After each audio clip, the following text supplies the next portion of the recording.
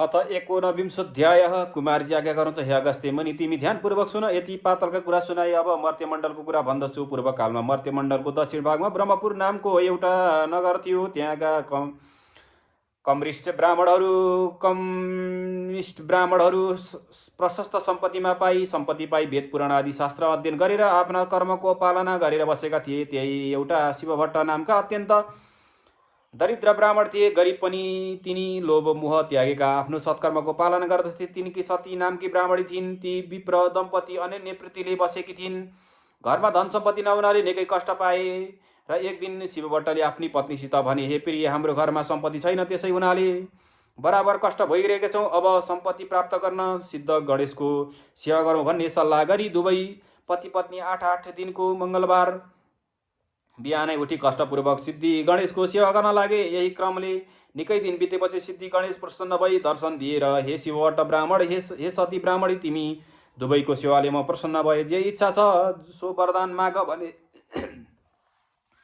भनेर शिवभट्टले सिद्धि गणेशलाई दण्डवत प्रणाम गरी अञ्जली जोडेर, हे गणनाथ, अरू के वर मागौँ?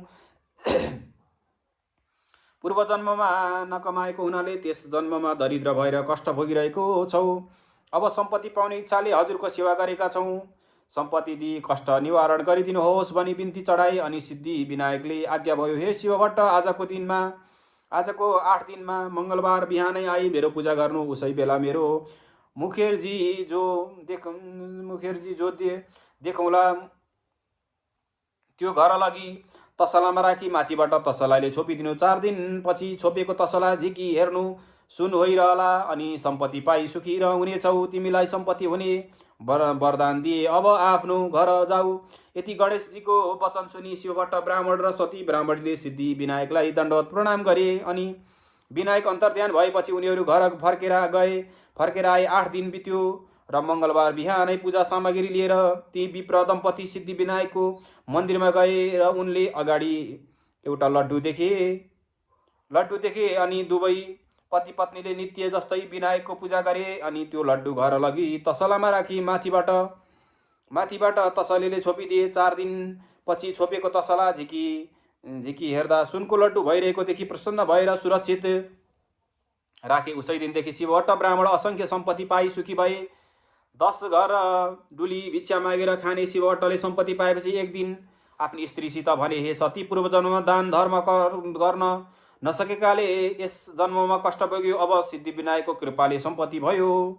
अब यस जन्ममा दान धर्म नगरी अर्को जन्ममा फेरि दरिद्र भई कष्ट पाउनेछौ। अत दान धर्म गरौँ भनी दुवै पति पत्नी गङ्गा स्नान गरी हरिहरको पूजा गरेर सुवर्ण आदि अनेक द्रव्य दान गरी घर आउँथे। त्यसरी दान धर्म गर्नाले शिवभट्ट ब्राह्मणको सम्पत्ति झन बढ्दै गयो। त्यो देखेर एक दिन शिवभट्टले आफ्नी पत्नीसित भने, हे स्त्री, सम्पत्ति मात्र भएर के गर्ने? हामी वृद्ध भयौँ, हाम्रो सन्तान छैनन्। अत यो सम्पत्तिको रक्षा को गरिदेला? अत सन्तानको निम्ति फेरि गणेशको सेवा गरौँ। यस्तो सल्लाह गरेर अघि जस्तै 8 दिनमा मङ्गलबार बिहानै सिद्धि विनायकको सेवा गर्न लागे। तिनको निष्कपट सेवाले विनायक प्रसन्न भई दर्शन दिएर, हे शिवभट्ट ब्राह्मण, तिम्रो सेवाले म प्रसन्न भए, वरदान माग भन्नुभयो। यस्तो सुनि शिवभट्ट सतीले अञ्जली जोरी बिन्ती गरे, हे गणनाथ, हजुरका कृपाले सम्पत्ति पायौँ, तर सन्तान छैनन्।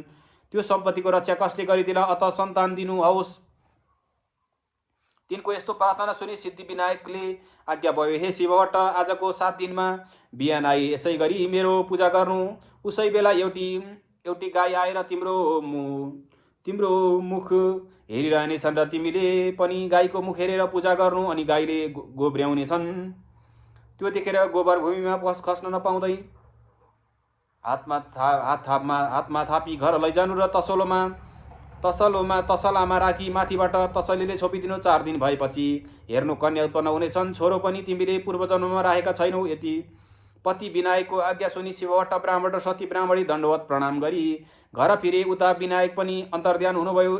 त्यसको 8 दिनपछि मङ्गलबार बिहानै समस्त पूजा सामग्री लिई दुवै स्त्री पुरुष विनायकको मन्दिरमा गई पूजा गर्न जाँदा एउटी गाई आएर हेरिरहन्। अनि शिवभट्टले विनायकको पूजा सकेर गाईको पूजा गरे। तब गाईले गोब्र्याइन् र शिवभट्टले गोबर भूमिमा खस्न नपाउँदै हातमा थापेर विनायकलाई दण्डवत प्रणाम गरी सानन्द घर गए।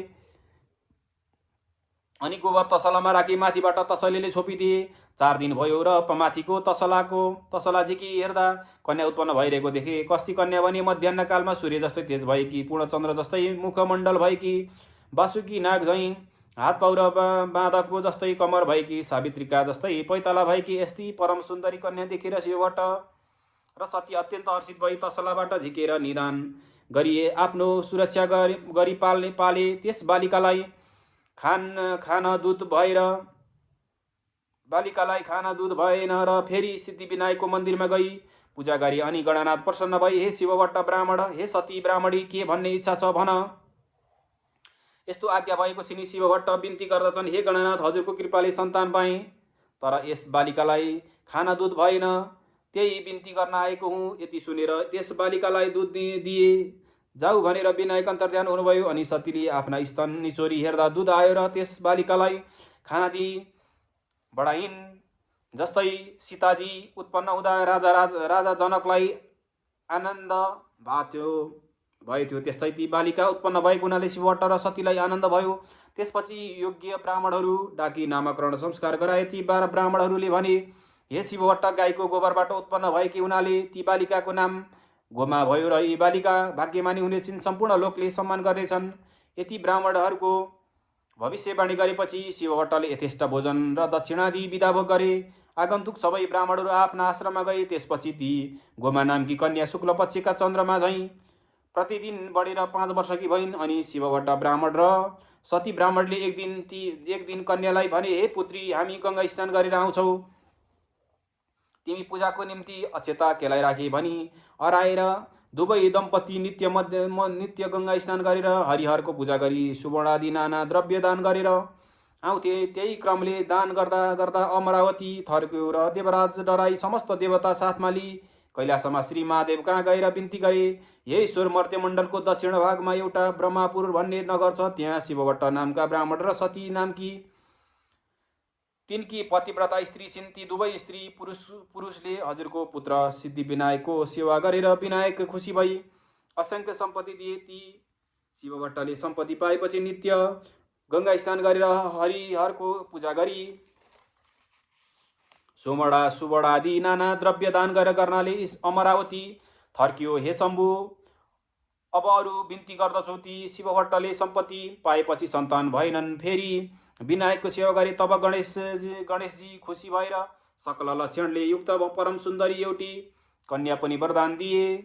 हे प्रभु, हामीहरूको रक्षा गरी बक्सियोस्। हजुरले रक्षा नगरे अमरावतीबाट मैले च्युत हुनुपर्नेछ। यति इन्द्रको प्रार्थना सुनि महादेव आज्ञा गर्नुहुन्छ, हे देवेन्द्र, नडराउ, म रक्षा गर्नेछु। अब अमरावती जाऊ। शिवजीको आज्ञा सुनि दण्डवत प्रणाम गरी सुरराज अमरावती फर्के। त्यसपछि महादेवले भिक्षक रूप धारण गरी महादेवको रक्षाका लागि देवताको रक्षाका निमित्त जट्टाको मुकुट बनाई बायाँ हातमा त्रिशूल र दाहिने हातमा डमरुली भस्मलेपन गरी शिवभट्ट ब्राह्मणको घर पुगी भिक्षा माग्नुभयो। गोमा आफ्ना पिताको पूजाका लागि अक्षता केलाइरहेकी थिइन्। निकै बेरपछि, हे भिक्षुक, मेरा माता पिता गङ्गा स्नान गर्न गएका छन्, अब अक्षता केलाउँछौ छु, एकैछिन पर्ख, भिक्षा दिने अरू कोही छैनन्, यति भनेर पर्खाइरहेकी छन्।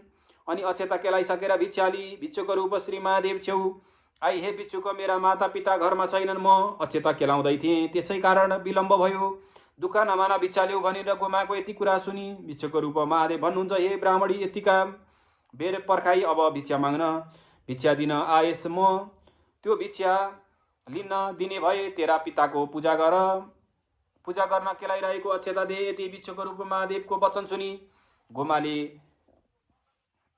लिने भए भिक्षा ल्याऊ, नलिने भए अक्षता त दिने होइन भनिन्। गोमाको यस्तो वचन सुनेर रिसाएका महादेवले, हे पापिष्ट ब्राह्मणी, तैँले अहङ्कार गरेर मलाई भिक्षा दिनस्, अत तँलाई श्राप दिन्छु। त 7 वर्षको हुँदा 70 वर्षको बुढोसित विवाह होस्। फेरि तेरा माता पिताले महाकष्ट सही सिद्धिविनायकको सेवा गरेर पाएको सबै सम्पत्ति पनि नाश होस्। फेरि तँलाई पनि अनेक दुःख आइपरुन्। फेरि तेरा माता पिता पनि चाँडै नै मरिजाउन्। यति 4 थोक तँलाई श्राप दिएँ। यति भनी त्यो भिक्षा पनि नली त्यहाँबाट अन्तर्ध्यान भई कैलाशमा पुग्दा पाए। इति श्री स्कन्द पुराणे केदारखण्डे माघमाध्वे कुमार अगस्त्य संवादे श्री स्वस्तानी परमेश्वर व्रत कथायं गोमा श्राप प्राप्ति नाम एकोनविंशोऽध्यायः।